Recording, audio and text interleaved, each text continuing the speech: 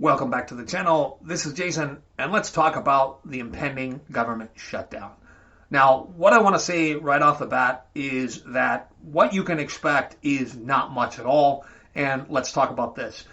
While the government shutdown tells us a lot about how well our Congress is able to function, it doesn't say anything really about the economy. And I can say that with relative confidence because we have a really large data set now when it comes to government shutdowns. There have been 10 of them since 1981, and we can do a little bit of statistical analysis on those shutdowns and talk about what happens to the stock market during a shutdown. And the answer is not a lot. Just like elections, government shutdowns don't have a permanent effect on the stock market. In fact, if you are watching this video right now and you have remained invested over the last month or two, you have already weathered most of the damage that's going to happen by any sort of government shutdown, because that is what has happened in the past. It seems to be that the fear builds up in the lead up to the government shutdown, and once the government shutdown happens, we're going to see a spike in the stock market. It's a lot like when the Fed talks, and which, by the way, the Fed has a lot more impact on the stock market than a government shutdown does. But when the Fed starts talking about raising interest rates, we see a lot of fear in the markets and we see pullback.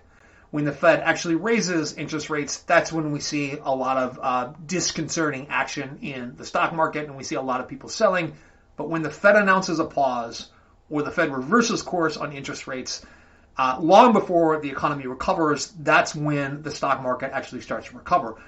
The same thing happens, but in a much shorter time frame when it comes to a government shutdown. And that's what all of the statistical data is telling us about all 10 of the government shutdowns since 1981. And man, I have said shutdown a lot in this video. I apologize for that.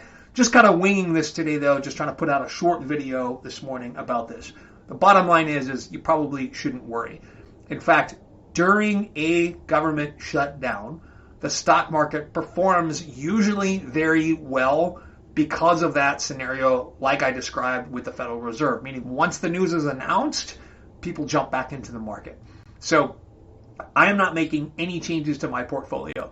I expect a pretty big down day when the government actually shuts down. And then after that, I expect a lot of stocks to do very, very well, especially some of the larger stocks that have gotten beaten up in the last 2 months or so while all of this has been playing out. And I'm talking about the big seven, right? The 7 big stocks on the S&P 500 where people have been taking their money out over the last 2-3 months or so, and they've really underperformed, right? These 7 stocks, Google, Netflix, Amazon, Microsoft, that have been carrying the S&P 500 over the last couple of years, they have been really the big underperformers in the last couple of months. And I think a lot of this is just mostly fear over whether or not we're going to have a functioning government.